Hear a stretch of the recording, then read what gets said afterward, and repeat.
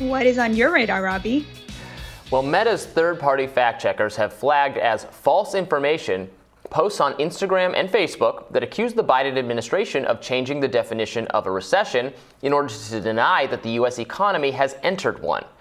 This is yet another reminder that the project of purportedly independent fact-checking on social media is a highly partisan one, in which legitimately debatable opinions are passed off as objective truth. Last week, the White House published an online article disputing the standard definition of an economic recession, i.e., 2 consecutive fiscal quarters in which GDP growth was negative. Quote, both official determinations of recessions and economists' assessment of economic activity are based on a holistic look at the data, including the labor market, consumer and business spending, industrial production, and incomes, wrote the White House. Based on these data, it is unlikely that the decline in GDP in the first quarter of this year, even if followed by another GDP decline in the second quarter, indicates a recession, end quote. So this post has been widely shared, and in some cases mocked, on social media. Graham Allen, an Instagram personality, posted a video reacting to the post in which he asked Siri to define the term recession. Siri's definition? 2 consecutive quarters of negative economic growth. Let's watch. So the White House is now trying to protect Joe Biden by changing the definition of the word recession, stating, while some maintain 2 consecutive quarters of falling real GDP constitute a recession, that is neither the official definition nor the way economists evaluate the state of business. So I decided to ask Siri, what is the definition of a recession? Recession means a period of temporary economic decline during which trade and industrial activity are reduced, generally identified by a fall in GDP in 2 successive quarters. Do you want to hear the remaining one? Pow!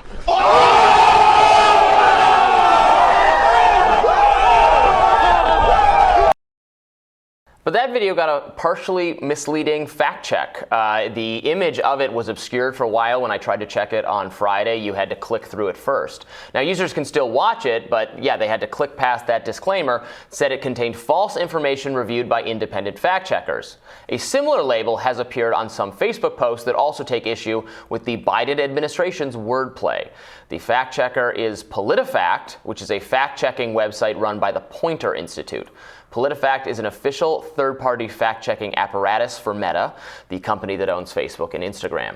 This means that PolitiFact is not like any ordinary website that offers a critique of a political narrative. PolitiFact's critiques are enforced by social media platforms.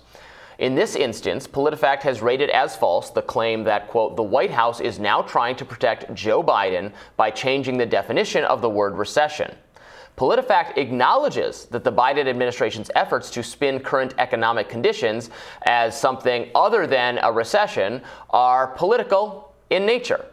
Nevertheless, the fact-checkers conclude that since the White House is citing the National Bureau of Economic Research's official definition, the administration is on solid footing. Well, Phil Magnus, Director of Research and Education at the American Institute for Economic Research, thinks PolitiFact is playing games. He told me in an interview that in this case, PolitiFact's ruling is compounded by the fact that they have previously invoked the very same definition of a recession, 2 consecutive quarters of decline in GDP, in previous rulings to either provide cover to exaggerated Democratic claims about an impending recession or tear down Republican claims to the same effect. Now, in a recent op-ed for the Wall Street Journal, Magnus explained that the NBER is not the, quote, official arbiter of recessions, and actually, on the contrary, the federal government has often used the general definition preferred by most lay people, as well as by Siri. Quote, I'm quoting from the Wall Street Journal op-ed, Mr. Biden's economic advisor is certainly free to make the case for a revised determination. The NBER takes a more holistic approach, in part because some recessionary events are shorter than 2 quarters or manifest in non-consecutive quarters. But the rationale works against the White House's current argument, which seeks to delay acknowledging a recession even if a 2-quarter decline is observed this year. The NBER committee has previously acknowledged recessions that fell short of a strict and sustained 2-quarter contraction. This last happened during the 2000 dot-com bust, which played out in non-consecutive quarterly drops. While recognizing its limitations, the traditional definition of a recession provides a functional rule of thumb to interpret events as they unfold. The NBER determination is a rigorous and reputable historical indicator for dating the beginning and end of business cycle troughs, but it isn't suitable for real-time policy determinations, end quote. So this is hardly the first time that social media fact checkers in the industry have failed to add clarity to a contentious issue. Last year, PolitiFact rated as false the claim that COVID-19 is 99% survivable for most age groups. Quote, experts say a person cannot determine their own chances at surviving COVID-19 by looking at national statistics because the data doesn't take into account the person's own risk, and COVID-19 deaths are believed to be undercounted, wrote PolitiFact. So regardless of what experts say, it is certainly the case that individual persons can estimate their likelihood of surviving COVID-19 based on national statistics. The disease's age discrimination is extreme. The overwhelming majority of young, healthy people are not at significant risk, especially when compared with elderly Americans. This was a curious fact check, and it was hardly the first. Science Feedback, which is another one of Meta's fact-checking partners, wrongly labeled as false one of my articles about the efficacy of mask mandates in schools. Not only was the fact check incorrect, it also introduced a new error. The fact checker suggested that my article had erroneously claimed that masks don't work to stop the spread of COVID in schools at all. In actuality, my article had only asserted that there wasn't much compelling evidence that mask mandates, not masks, but mask requirements, had made a difference. Now, a year later, this distinction is completely moot, since even COVID-cautious public health officials now admit the cloth masks required in most schools do practically nothing to thwart the variants. After I pointed out the mistake to Facebook, Science Feedback did remove the false information label in my case. But these are concerning mistakes. Media organizations routinely get things wrong.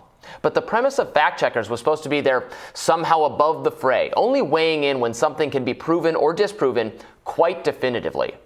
Instead, they're often making dubious judgment calls on issues where reasonable disagreements exist. The fact-checking industry has become a partisan arbiter of political disputes, using claims of expertise that its writers do not actually possess to censor and shut down challenges to the political left, Magnus told me, and I agree with him.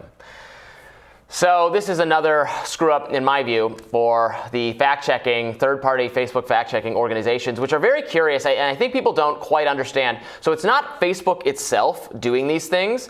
Facebook has third-party organizations that it has contracted with to do fact-checking. And there are some conservative groups involved in it. It is not just liberals, but the ones I have tangled with are these thinly veiled progressive advocacy groups on climate, on COVID, on other issues, which, put their thumbs on the scale, weigh in and say, oh, this is false. If you're disagreeing with this, or if you're saying this is false.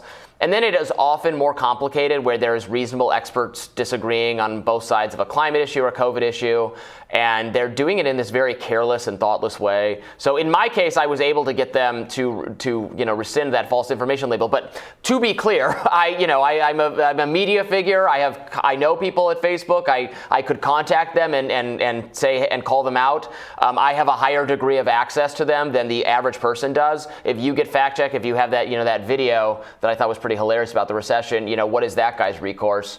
So it's always worth calling out, in my view.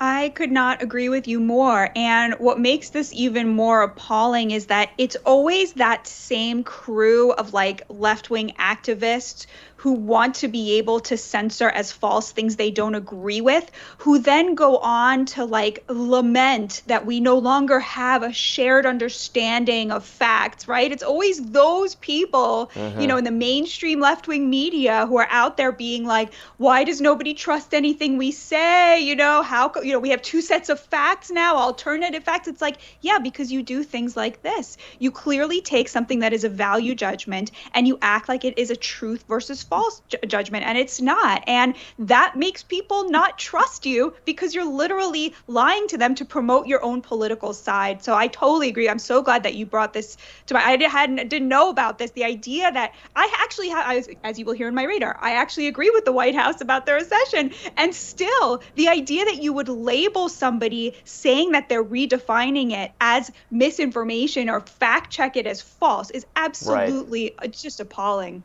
Right. It's the additional kind of presumption that, no, what we're doing is fact checking. What you're doing is having opinions, and what I'm doing is fact checking. Well, no, you're just giving your opinion, and then we can let people decide whose opinion they agree with. But they frame it in this. It's this framing of, no, we are just telling you what the facts are. You know that old line from what's the famous Democratic congressman?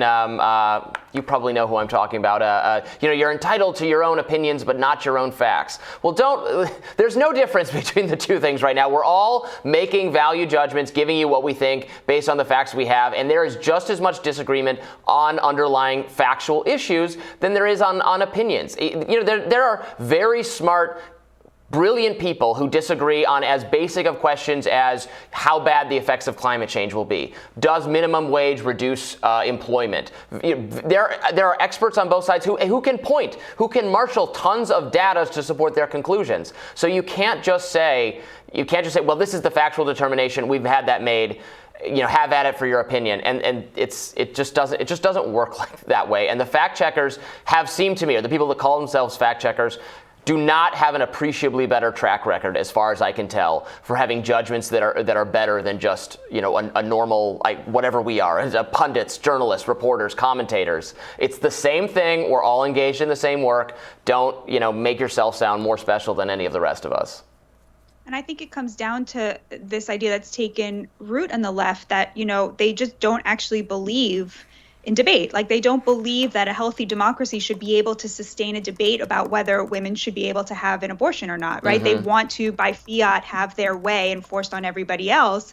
And so anything that they disagree with, they're going to fact check that and label it as false rather than just, oh, this is somebody else's opinion. Daniel Patrick Moynihan. That's the famous Democratic political figure I was trying to come up with. I just Googled it. Well, I can't wait to find out what's on your radar, Batya. Stay tuned, everybody.